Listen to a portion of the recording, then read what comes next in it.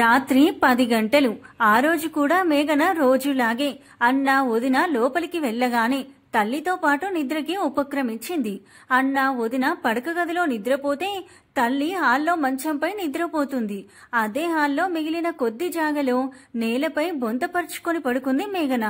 అదే కొంతకాలం క్రితం ఈ ఇంటికి వస్తే మంచం పరుపు వేశారు తన కోసం. ఈ రోజు అవి ఉన్నా వేయడానికి బరువు. అసలు నేల మీద కాస్త జాగ ఇవ్వడమే ఎక్కువ అనుకుంటున్నారు. వచ్చి నేలయింది తన ఈ ఇంటికి.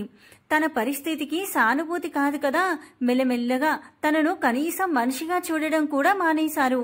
ఇంట్లో ఏమీ చేయకుండా ఉంటే తేరగా తిని కూర్చుంటున్నావన్న మాటలు సరే అని ఏ పని చేసినా ఎలా చేసినా అది వదినకు నచ్చదు. తనను బరువుగానే అనుకుంటున్నారు. ఆ ఇంట్లో తల్లి పూర్తిగా అన్న మీదే ఆధారపడి ఉంది. దాంతో మేఘన కోసం ఏమీ చేయలేని నిస్సహాయత ఆమెది. పైగా 3 లక్షలు కట్నమిచ్చి పెళ్లి చేస్తే మళ్ళీ ఈ ఇంటికే వచ్చావు అన్న తల్లి మాటలు. వదిన తల్లిని బాగానే చూస్తుంది. మేఘన మీదే విసుగు. పెళ్లైన 6 నెలలకే భర్త చనిపోయి పుట్టింటికి చేరిందన్న చిన్న చూపేమో మరి. అన్నకు తన మీద ప్రేమే కాని ఆ ప్రేమ తిండి పెట్టలేదు, సంపాదన పెంచలేదు కదా.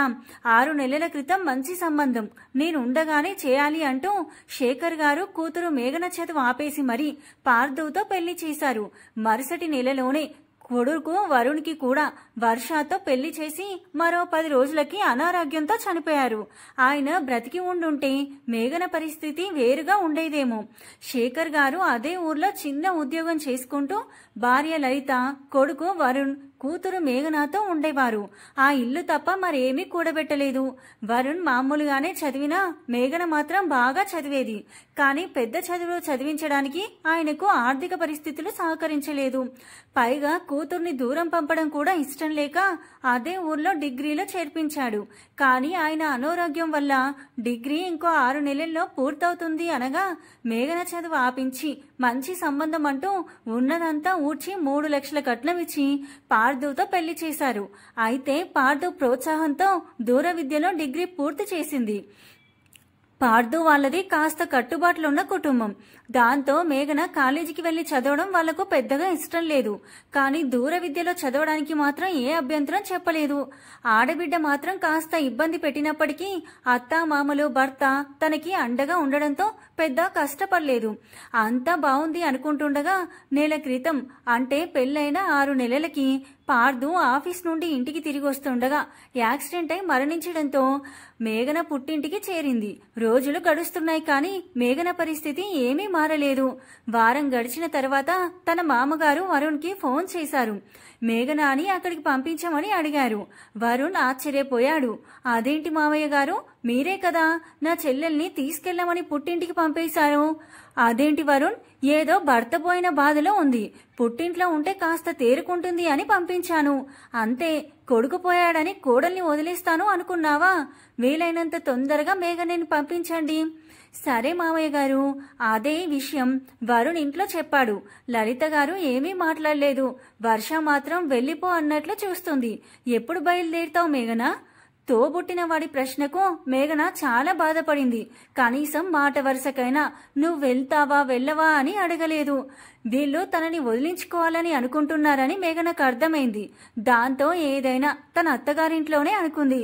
మీరు ఎప్పుడు వెళ్ళమంటే అప్పుడు వెళ్తానన్నయ్య. మేఘన సమాధానానికి వర్ష ముఖంలో కనీ కనపడని ఒక చిన్న చిరునవ్వు, వరుణ్ ముఖంలో ఉపశమనంతో కూడిన ఒక రకమైన భావం తొణికిసలాడింది. లలిత గారు ఏమనుకోవాలో తెలియని అయోమయంలో ఉన్నారు. అదంతా గమనించిన మేఘన మనసు చివుక్కుమన్న మౌనంగా ఉండిపోయింది. మరుసటి రోజే మేఘనాని పంపించారు. అత్తగారింటికి చేరుకున్న మేఘనాకు తన కోసమే వేచి చూస్తున్న పార్వతి, సతీష్ గారు ఎదురొచ్చారు. ఆప్యాయంగా పలకరించి లోపలికి తీసుకెళ్లారు. మేఘన పార్వతి గారు చెప్పినట్టు తినేసి పడుకుంది. ఆమెకి ఒక రకమైన హాయిగా ఉంది. కానీ ఆ గది నిండా పార్థు జ్ఞాపకాలే. అతనితో గడిపిన ఆ కాస్త సమయమే అనుక్షణం ఆమెను వెంటాడుతుంది. అలా అని ఎప్పటికో నిద్రపోయింది. ఉదయాన్నే నిద్ర లేచి మొహం కడుక్కొని బయటికొచ్చిన మేఘనాకు పార్వతి గారు కాఫీతో ఎదురొచ్చారు. మేఘన మొహమాటంగానే తీసుకుంది. స్నానానికి బట్టలు తీసుకుంటున్న మేఘనాకి తన అల్మారాలో ఉన్న రంగురంగుల చీరలు చూసి దుఃఖం ముంచుకొచ్చింది. కాని బాధనంతా పంటి కింద అణుచుకొని స్నానం చేసి గదిలో నుంచి బయటికొచ్చింది. మేఘనాను చూసిన సతీష్ గారికి మనసు చివుక్కుమంది. పార్దు బ్రతికుండగా పార్వతి గారు మేఘనాని కోడలిగా మాత్రమే చూసేవారు. కోడలిని రాచి రంపాన పెట్టకపోయినా, సూటిపోటి మాటలు అనకపోయినా అత్తగా నా మాటే చెల్లాలి అన్న చిన్న అహం ఆమెది. కాని మేఘనాకు చిన్న జ్వరం వచ్చిన కన్న కూతుర్ని చూసినట్టు సేవలు చేసేది. మేఘనాకు కూడా అత్తగారి మనసు అర్థమైంది. ఎప్పుడు తను అహం ప్రదర్శించినా ఏ రోజు ఒక్క మాట కూడా అనకుండా అనుకువగా ఉండే కోడలంటే పార్వతి గారికి కూడా చాలా ప్రేమ. కాని అది బయటికి చూపించేవారు కాదు. కుంకుమ, గాజులు, నగలు, పూలతో నిండుగా తయారు చేసేది. అటువంటి మేఘనాను ఈ రోజు ఒక సాదా చీరలో, చెవుల్లో చిన్న దుద్దులు తప్ప ఒంటిపై మరే ఆభరణాలు, అలంకారాలు లేకుండా చూస్తుంటే ఆవిడ గుండె తరుక్కుపోయింది. సతీష్ గారికి పార్వతి గారికి కొడుకు పోయాడన్న బాధ కన్నా నిండా 20 ఏళ్లు కూడా లేని కోడలు విధవరాలైందన్న బాధే ఎక్కువగా ఉంది.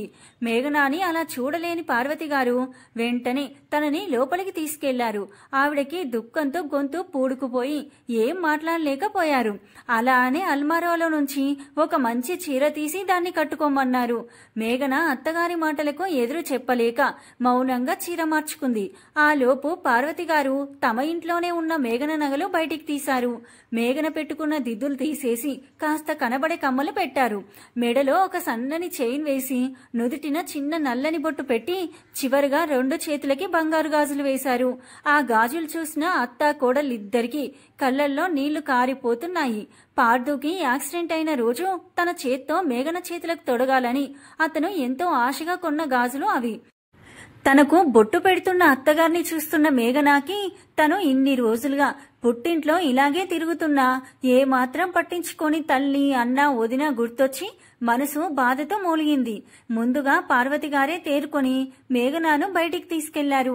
సతీష్ గారు బయటికొచ్చిన కోడలు వంక తృప్తిగా చూసి ఏదో మాట్లాడబోయారు. కాని ఇంతలో కోపంగా వస్తున్న తన కూతురు అంజలి ఆమెని ఆపాలని ప్రయత్నిస్తూ వెనకే వస్తున్న అల్లుడు అజయ్లను చూసి ఆగిపోయారు. ఏంటమ్మా ఇది? మళ్ళీ ఈ ఇంటికి ఎందుకొచ్చింది? పార్దూనే పోయాక ఇది మనకెందుకు నానా? అసలు ఇంట్లోకి ఎలా రానిచ్చారు? మేఘనాన్ని చూస్తూ ఏంటే నీకైనా సిగ్గులేదా? పోయిన దానివి మళ్ళెందుకొచ్చావు? అంజలి రావడమే మేఘనపై విరుచుకుపడింది. దాంతో సతీష్ గారు కోప్పడ్డారు. అంజలి, మేఘన నా కోడలు, నా బాధ్యత. పెళ్లి చేసుకుని ఇంకో ఇంటికి వెళ్లిన నీకు నాకిష్టం లేకుండా నా ఇంటి విషయాల్లో తలదూర్చే హక్కు ఏమాత్రం లేదు. అంటే కన్న కూతుర్ని నాకంటే ఇదే ఎక్కువైపోయిందా నానా? నాకీ ఇంట్లో ఏ హక్కు లేదా? నీకన్నా ఇంటి కోడలిగా మేఘనకే హక్కు ఎక్కువ. పెళ్ళైనా ఏ ఆడపిల్లైనా పుట్టింటికి పరాయిదే. నువ్వు కూడా అంతే. మేఘన ఈ ఇంటి కోడలు. తను ఎప్పటికీ ఈ ఇంటి మనిషే. మీ ఇంటికి వెళ్ళు అని ఎవరైనా అంటే నువ్వు మీ ఇంటికి వెళ్తావు. అలాగే మేఘనాని మీ ఇల్లేదంటే ఈ ఇల్లే చూపిస్తుంది. అదే ఇంటాడి బిడ్డకి కోడలికి ఉన్న తేడా. అమ్మా, నాన్న అలా మాట్లాడుతుంటే నువ్వేం మాట్లాడవేంటి? అజయ్ ఎంత ఆపాలని ప్రయత్నిస్తున్నా అంజలి ఆగట్లేదు. ఎప్పటికీ నీకన్నా మేఘనానే ఈ ఇంటికి ఎక్కువ. పార్దు లేనంత మాత్రాన ఏదీ మారదు. మీ నాన్న మాటే నా మాట కూడా. తల్లిదండ్రుల మాటలకి అంజలికి ఉక్రోషం పొడుచుకు వచ్చింది. ఆడపడుచు మాటలకు ఏమనాలో తెలియక తన పరిస్థితికి బాధపడుతూ ఒక పక్కగా నిల్చున్న మేఘనపై ఆ ఉక్రోషాన్ని చూపించింది. ఏం మందు పెట్టావే వీళ్ళకి? నాకన్నా నువ్వే ఎక్కువ అయిపోయావు. అయినా మొగుడు చచ్చిన అలంకారాలు చేసుకున్నావు. ఎవరి కోసం? ఎవడి పక్కలోకి వెళ్లాలనే? మాట పూర్తయ్యే లోపే అంజలి చెంప పగిలింది. ఊహించని ఆ దెబ్బకి అంజలి తూలిపడింది. ఆడపడుచు మాటలు భరించలేక కళ్ళు మూసుకున్న మేఘన ఆ శబ్దానికి ఉలిక్కిపడింది. ఇప్పటి వరకు నిదానంగా మాటలతోనే అంజలిని ఆపాలని ప్రయత్నిస్తున్న అజయ్ ఆమె చివరి మాటల్ని భరించలేక చేయి చేసుకున్నాడు. తనపై భర్త చూపించే కోపాన్ని మొదటిసారి చూస్తున్న అంజలి మారు మాట్లాడలేదు. పార్వతి, సతీష్ గార్లకి కూతురు మాటలకు ఎంత ఆవేశం కలుగుతున్నా పెళ్లైన కూతురుపై చేయి చేసుకోకూడదు అని ఆగుతున్నారు. దాంతో అల్లుడు తమ కూతుర్ని కొట్టినందుకు బాధపడలేదు. కాని ఇలాగైనా అంజలి నోరు మూతపడినందుకు ఆనందించారు. అప్పట్నుంచి నువ్వెన్ని మాట్లాడుతున్నా నోరు మూసుకొనున్నానని చేతగాని వాడిని అనుకున్నావా? అందరి ముందు ఏమైనా అంటే నీ గౌరవం ఏమవుతుందని ఆలోచించాను. అసలు ఇక్కడికి వస్తున్నావని కాని ఇలా మాట్లాడతావని కాని తెలుసుంటే కాళ్ళు విరగొట్టి ఇంట్లో కూర్చోబెట్టేవాణ్ణి. ఏం మాటలే అవి? అసలు నోరేనా అది? తమ్ముడు చనిపోయాడన్న బాధ ఏమైనా ఉందా నీకు? చిన్న వయసులో భర్త పోయి బాధలో ఉన్న ఆ అమ్మాయికి ధైర్యం చెప్పాలి గాని ఇలా మాట్లాడతారా ఎవరైనా? మొదటిసారి నీ మొహం చూడాలంటేనే అసహ్యంగా ఉంది. చూడు, నోరెత్తకుండా నాతో వస్తానంటే ఇప్పుడే ఇంటికి రా, లేదా ఇక జీవితాంతం ఇక్కడే ఉండిపో. ఆపై నీ ఇష్టం. పెళ్లైనప్పటి నుండి కనీసం కోపంగా కూడా మాట్లాడని తన భర్త ఈ రోజు మేఘన వల్ల తనని కొట్టాడని అంజలి ఇంకా కోపం పెంచుకుంది. కాని భర్త మాటలకి నిర్ణయానికి భయపడి బయటకు నడిచింది. క్షమించండి మావయ్య, క్షమించండి అత్తయ్య. అమ్మా మేఘన, ఆ మాటలేవి మనసులో పెట్టుకోవద్దు. తన తరపున నేను క్షమాపణ అడుగుతున్నాను. ఎప్పుడు ఏ అవసరం వచ్చినా ఈ అన్నయ్య ఉన్నాడని గుర్తు పెట్టుకో తల్లి. ఉంటాను. మేఘన ఏదో మాట్లాడే లోపే అజయ్ గుమ్మం దాటేశాడు. మేఘన మనసులో అంజలి మాటలు తీరని గాయాన్ని చేశాయి. అది గమనించిన పార్వతి గారు మేఘనని అనునయించి ధైర్యం చెప్పారు. అంజలి మాటలతో ఆ చైన్ గాజులు కూడా తీసేయాలి అనుకున్న మేఘనాని పార్వతి గారు సతీష్ గారు ఇద్దరూ వారించారు. దాంతో తన ఆలోచన విరమించుకుంది. మేఘన 2 రోజులకి ఆ సంఘటన నుండి మెల్లిగా కోలుకుంది. మరుసటి రోజు సతీష్ పార్వతి గారు మేఘనాతో మాట్లాడాలి అంటూ పిలిచి తమ దగ్గర కూర్చోబెట్టుకున్నారు. సతీష్ గారి చేతిలో ఒక లెటర్ ఉంది. దాన్ని చూపిస్తూ, అమ్మా మేఘన, నీ కోసం జాబ్ చూశాను తల్లి. మరో వారంలో వెళ్లి జాయిన్ అవ్వాలి. పార్వతి సతీష్ గార్లకి తాము కొద్ది రోజుల క్రితం మాట్లాడుకున్న మాటలు గుర్తుకొచ్చాయి. పార్వతి, మనం పార్దు చనిపోయాడని ఆలోచిస్తున్నాం కానీ మేఘన భవిష్యత్తు గురించి ఆలోచించడం లేదు. అవునండి, అంత మంచి పిల్లకి ఇంత చిన్న వయసులో రావాల్సిన కష్టం కాదు ఇది. తన జీవితం గురించి నాకు దిగులుగా ఉంది. పార్వతి, తను మన కోడలు, మన బాధ్యత. అవునండి, నిజమే. ఇద్దరూ కాసేపు మౌనంగా ఉన్నారు. పార్వతి, మేఘనాకు మళ్లీ పెళ్లి చేద్దామా? సతీష్ గారి మాటలకు పార్వతి గారు ముందు ఆశ్చర్యపోయినా తర్వాత ఎంతో ఆనందపడ్డారు. ఎంత మంచి ఆలోచన అండి, నాకు అసలు ఆ ఆలోచనే రాలేదు. కానీ మన కట్టుబాట్లు. ఏం కట్టుబాట్లు పార్వతి? చెడు జరిగినప్పుడు ఎన్నైనా పాటించవచ్చు, అంతేకాని వాటి కోసం మన జీవితాలు నాశనం చేసుకోకూడదు. అందుకే మేఘనాకి సంబంధాలు చూడాలి అనుకుంటున్నాను. మేఘనాకి ఖచ్చితంగా పెళ్లి చేద్దామండి.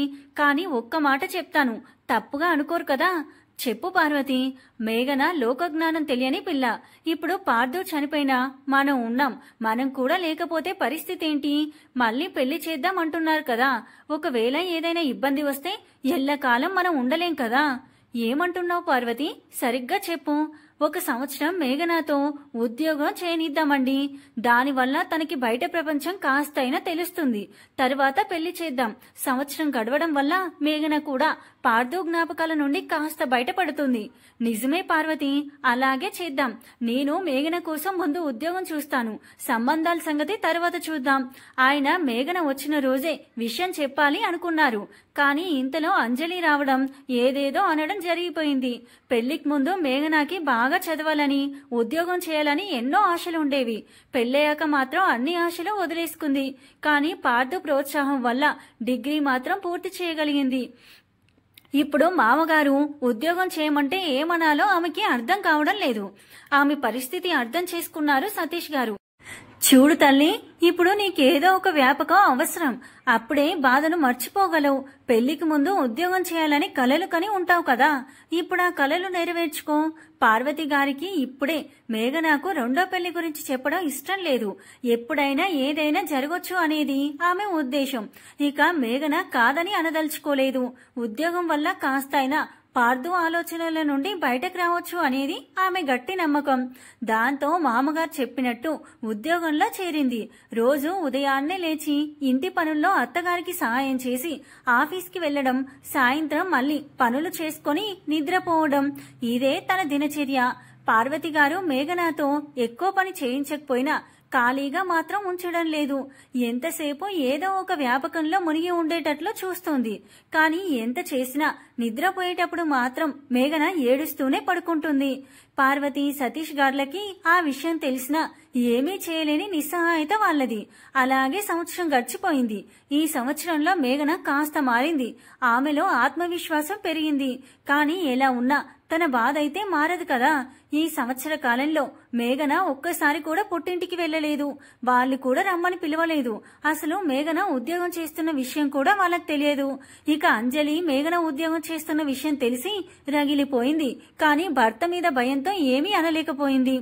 అంజలికి ఒక కొడుకు పుట్టాడు. మేఘనాని ఇబ్బంది పెట్టడం ఇష్టం లేక అజయ్ పురిటికి కూడా అంజలిని పుట్టింటికి పంపలేదు. ఆ రోజు శుక్రవారం. మరుసటి రోజు మేఘనాకు సెలవు. మేఘనా, మేమేదైనా అడిగితే మా కోసం చేస్తావా తల్లి? అదేంటత్తయ్య, మీరు అడగకూడదు, చెప్తే చాలు, నేను చేస్తాను. నీ విషయంలో నిర్ణయం తీసుకునే హక్కు నాకుందా తల్లి? నా విషయంలో నిర్ణయం తీసుకునే హక్కు మీ ఇద్దరికి మాత్రమే ఉంది మామయ్య.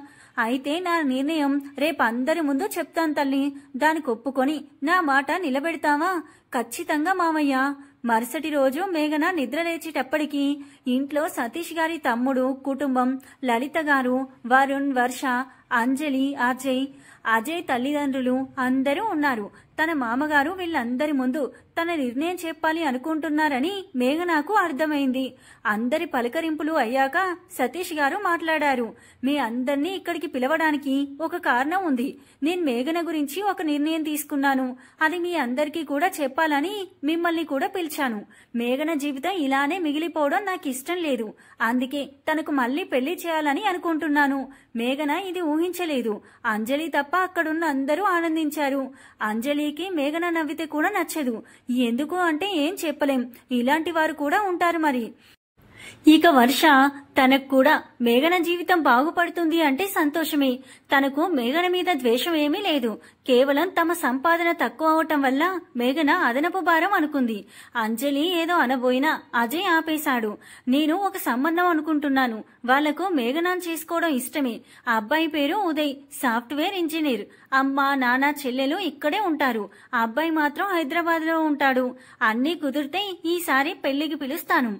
అందరూ మనస్ఫూర్తిగా మేఘనాను దీవించి వెళ్లారు. మేఘనాకు మళ్లీ పెళ్లి చేసుకోవడం ఇష్టం లేకపోయినా మామగారి మాట కాదనలేదు. అన్నీ కుదరడంతో వారం తిరిగేసరికి మేఘన ఉదయ్కి భార్య అయింది. సతీష్ గారి కోరిక ప్రకారం పెళ్లి ఎక్కువ హడావిడి లేకుండా గుడిలో జరిపించారు. మేఘన ఎవ్వరితోనూ మాటలు పడకూడదు అనేది ఆయన ఉద్దేశం. ఉదయ్ అతని తల్లిదండ్రులు మేఘనాని మనస్ఫూర్తిగా తమ కుటుంబంలోకి ఆహ్వానించారు.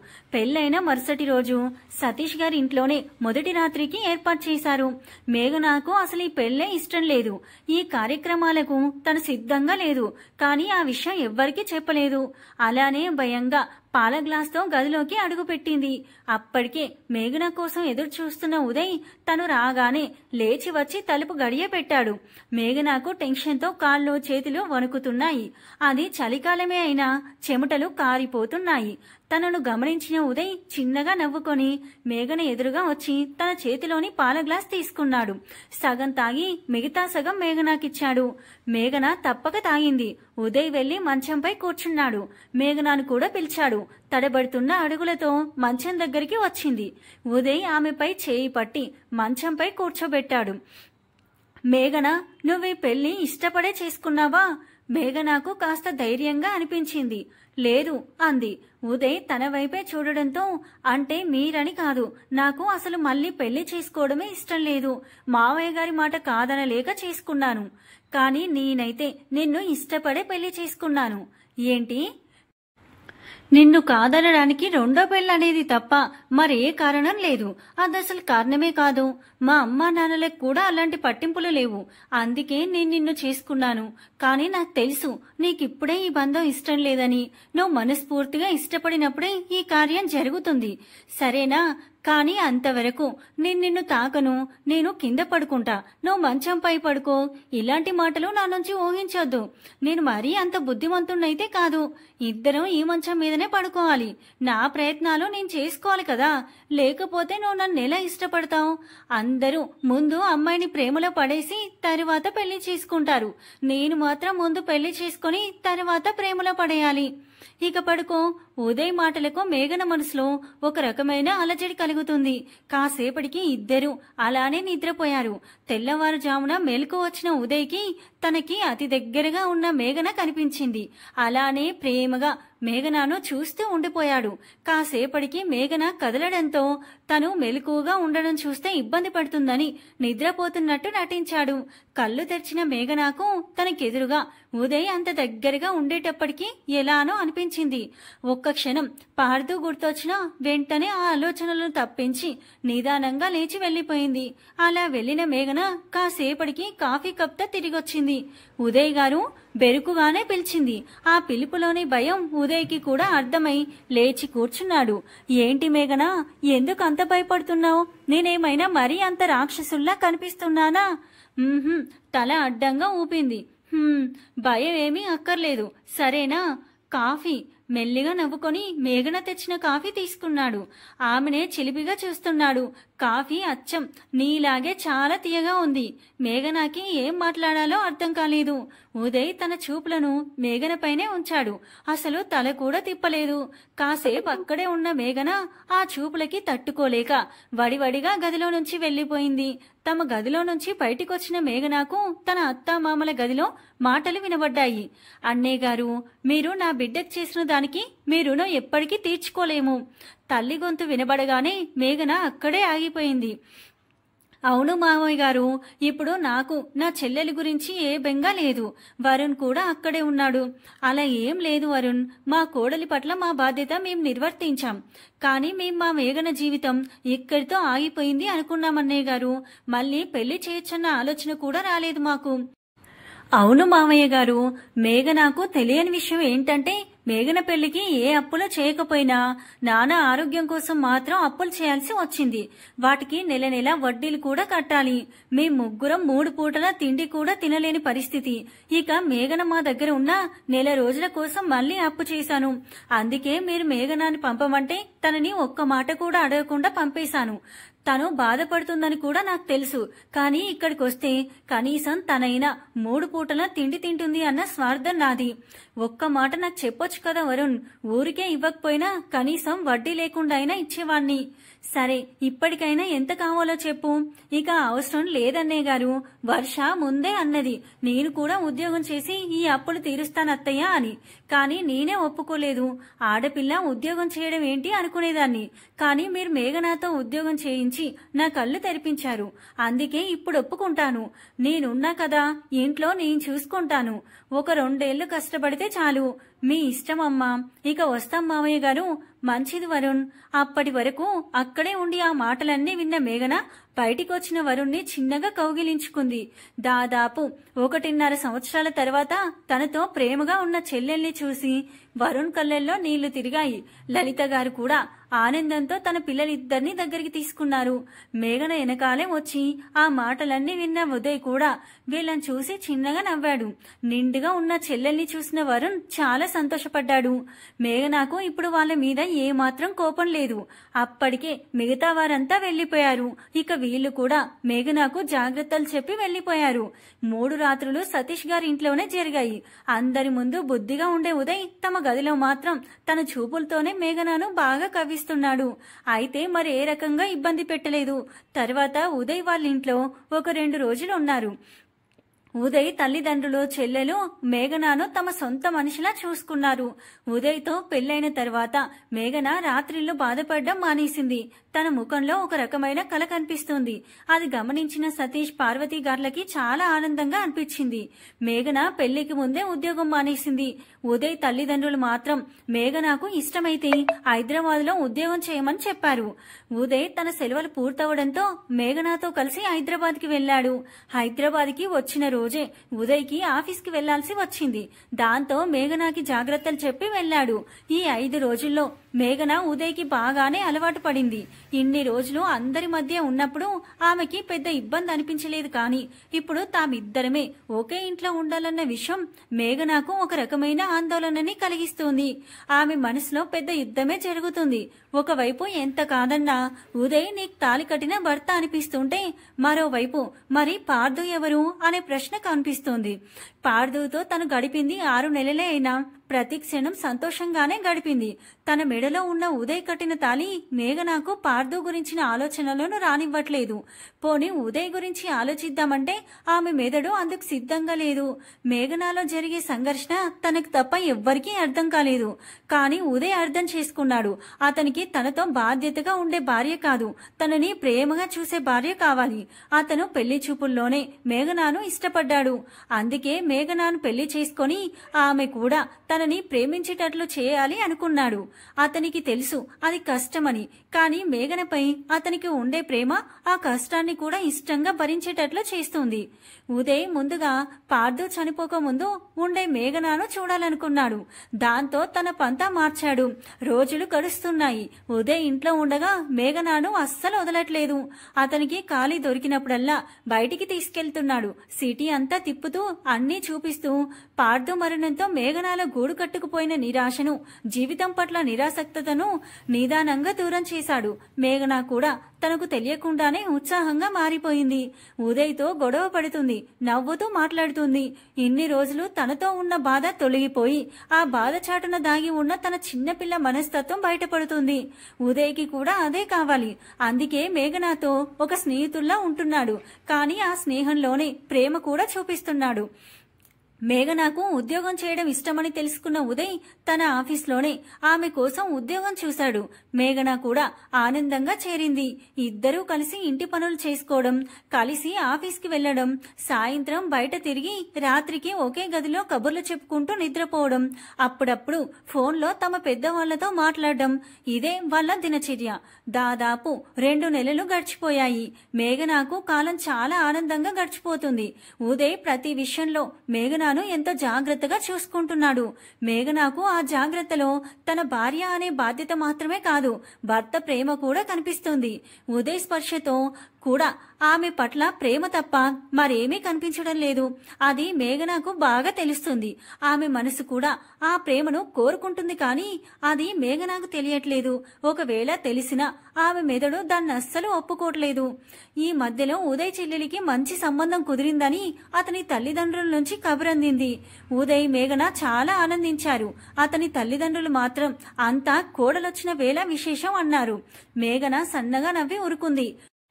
పార్థు చనిపోయినప్పుడు ఎవరెవరో అన్నా 6 నెలలకే మొగాన్ని మింగేసింది లాంటి మాటలు మేఘన మనసు లోతుల్లో బలమైన గాయాన్ని చేశాయి. దాని తాలూకు మచ్చలు అప్పుడప్పుడు ఇలా బయటపడుతూ ఉంటాయి. ఇప్పుడు ఉదయ్ తల్లిదండ్రులు తనని పొగుడుతుంటే మేఘనాకు ఆ రోజులు గుర్తొచ్చాయి. లోకులు కాకులు అని ఊరికే అనలేదు కదా. ఉదయ్ మొదట్లో మేఘన తనని ప్రేమించాలంటే ఏం చేయాలా అని ఆలోచించేవాడు. కానీ ఎందుకో మనం ఏదో చేస్తే అది చూసి ఎదుటి వాళ్ళు మనల్ని ప్రేమించడం అనే పద్ధతి తనకు నచ్చలేదు. మేఘన తనని తనలాగే ఇష్టపడాలి అనుకున్నాడు. మేఘన ముందు నటించడం ఉదయ్కి ఇష్టం లేదు. దాంతో తను మేఘనాతో మామూలుగానే ఉన్నాడు. ఎప్పుడు తన హద్దు మీరి ప్రవర్తించలేదు. నిజమైన ప్రేమ ఎప్పటికైనా గెలుస్తుంది అని ఉదయ్ నమ్మకం. మేఘన ప్రేమ పొందడం కోసం ఎన్ని రోజులు ఎదురు చూడ్డానికైనా అతను సిద్ధంగా ఉన్నాడు. ఆ రోజు తమ ఆఫీస్ వార్షికోత్సవం.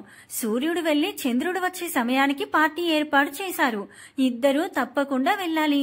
మేఘన త్వరగా రా. రెడీ అయి హాల్లో సోఫాలో కూర్చున్న ఉదయ్ అరుస్తున్నాడు. కాసేపటికి గజ్జల శబ్దానికి తలెత్తిన ఉదయ్ ఎదురుగా ఉన్న దృశ్యాన్ని చూసి లేచి అలాగే మేఘన వైపుకు వెళ్తున్నాడు. తెల్లని చీరకి ఎర్రని అంచు, చీరకి సరిపోయే నగలతో, మొహంలో చెరగని చిరునవ్వుతో అప్పుడే దివి నుంచి భూమికి దిగి వచ్చిన దేవకన్యలా ఉంది మేఘన. అప్పటికే తన మనసులో జరిగే మార్పులో తనకు తెలుస్తున్నా అదేంటో తెలుసుకోలేని మేఘనకు ఉదయ్ దగ్గరగా రావడం మరింత అలజడి కలగజేస్తుంది. వెనక్కి వెళ్తున్న మేఘనాకి గోడ అడ్డు రావడంతో ఆగిపోయింది. ఉదయ్ మేఘనకు అతి దగ్గరగా వచ్చాడు. మేఘన నిజంగా ఏ దేవకన్యో దారి తప్పి భూమి మీదికి వచ్చిందో అన్నంత అందంగా ఉన్నావు. ఉదయ్ మాటలకు అంత అలజడిలో కూడా మేఘన బుగ్గలు ఎర్రబడ్డాయి. ఐ లవ్ యూ మేఘన, ఎంతో ఆర్తిగా చెప్పాడు. ఇంకా ఎన్ని రోజులు నన్ను దూరం పెడతావు? సమాధానం కోసం మేఘన మొహంలోకి చూస్తున్నాడు. మేఘన తల కిందకి వాల్చేసింది. మేఘన ఇబ్బంది పడుతుందని అర్థం చేసుకున్న ఉదయ్ మేఘనకు దూరం జరిగాడు. పద, పార్టీకి లేట్ అవుతుంది. మేఘన కూడా ఉదయ్ వెనకాలే వెళ్ళింది. పార్టీ అయిపోయి ఇద్దరూ ఇంటికి వచ్చారు. ఉదయ్ ఏమీ జరగనట్లు ప్రవర్తించడంతో మేఘన కూడా కాసేపటికి మామూలైపోయింది. కానీ ఈ సంఘటన వల్ల తనకు ఉదయ్ పై ఉన్న ప్రేమ మేఘన మనసుకు తెలుస్తుంది.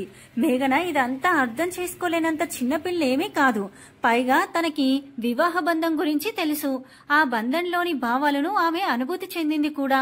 ఉదయ్ తనపై చూపించే ప్రేమకి మేఘన మనసు తన మెదడుని ఓడించడానికి మెల్లమెల్లగా సిద్ధపడుతుంది. అతని కళ్ళల్లో తన పట్ల కనిపిస్తున్న స్వచ్ఛమైన ప్రేమకి మేఘన కరిగిపోయింది. ఉదయ్ని ఇంకా ఇబ్బంది పెట్టడం ఇష్టం లేక ఒకరోజు అమావాస్య లాంటి నా జీవితంలోకి కనీసం నెలవంక వస్తుందని కూడా నేను ఆశపడలేదు ఉదయ్ గారు. అలాంటిది మీరు నా జీవితంలోకి ఉషోదయాన్ని తెస్తానంటే వద్దనేంత పిచ్చిదాన్నైతే కాదు. మేఘన మాటలు అర్థమైన మరో నిమిషం ఉదయ్ తన భార్యని గాఢంగా కౌగిలించుకున్నాడు. మేఘన కూడా ఉదయ్ చుట్టూ తన చేతులను పెనవేసింది. 2 సంవత్సరాల తర్వాత, సంవత్సరం క్రితం ఉదయ్ తండ్రి రిటైర్ అయ్యాక వాళ్ళు కూడా హైదరాబాద్కొచ్చి ఉదయ్ వాళ్లతో కలిసి ఉంటున్నారు. అత్తగారి సహాయంతో ఇంటి పనంతా పూర్తి చేసిన మేఘన తమ 9 నెలల కొడుకుని అత్త మామలకి అప్పగించి ఉదయ్తో కలిసి ఆఫీస్కి బయలుదేరింది. వాళ్ళ జీవన ప్రయాణం ఇప్పట్లో ఆగదు, సమాప్తం.